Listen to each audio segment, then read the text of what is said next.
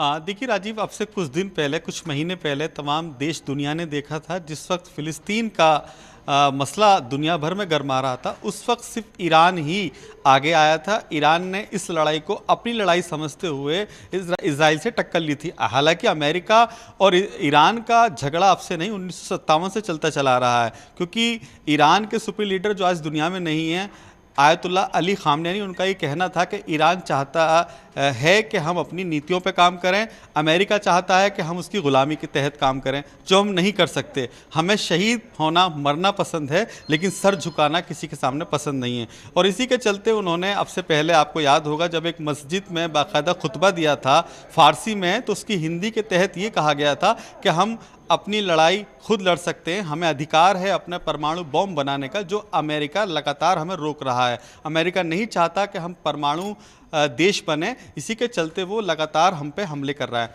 और अब जो कल हुआ है, उसके बाद से दुनिया भर में माहौल गर्मा गया है। अगर बात की जाए शिया मुसलमानों की, तो उनके अंदर उग्र बाकायदा पैदा हो गया है, प्रदर्शन कर रहे हैं, क्योंकि उनका ये कहना है कि जुल्म किया गया। हमारे जो लीडर हैं, जो दुनिया भर के धर्मगुरु कहलाते थे शिया समुदाय के, उनको शहीद किया गया सिर्फ इसलिए क्योंकि दादागिरी के तहत ही अमेरिका ने इजराइल के साथ मिलकर के हमला किया, और उस हमले में सैकड़ों लोगों की मौत हुई।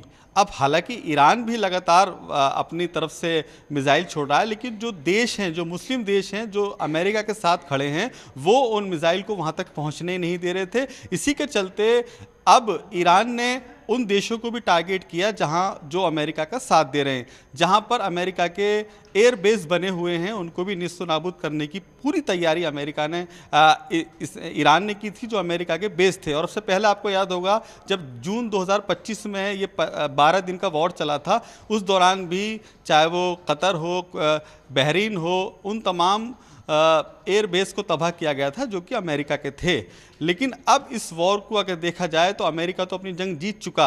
अमेरिका ने तो आयतुल्ला खामनेनी को एक तरीके से मार दिया है, लेकिन ईरान का ये कहना है कि जंग जारी रहेगी, क्योंकि हम जब तक इस जंग को जारी रखेंगे, जब तक कि अमेरिका के राष्ट्रपति डोनाल्ड ट्रंप अपने घुटने नहीं टेक देते। लेकिन ये कहाँ तक संभव है, क्योंकि ईरान अकेला ही टक्कर ले रहा है। ये बड़ी बात है राजीव, क्योंकि कोई देश फिलहाल खुलकर साथ नहीं है। हालांकि चीन और रूस ये दावे कर रहा है कि ईरान के साथ है, लेकिन खुलकर जो जिस तरह से और देश सामने आ रहे हैं, अमेरिका और इजराइल के, ये दोनों देश पर्दे के पीछे ही हैं। यदि खुल के सामने आते हैं तो निश्चित तौर पे लड़ाई बहुत लंबी और बहुत बड़ी हो सकती है। लेकिन इस लड़ाई लेकिन अली ऐसे आसार फिलहाल नजर तो नहीं आ रहे, क्योंकि अगर खुल के सामने आ गए होते तो ये चीजें बहुत साफ गोई से सामने दिख रही होती, जो अब तक नहीं दिखी।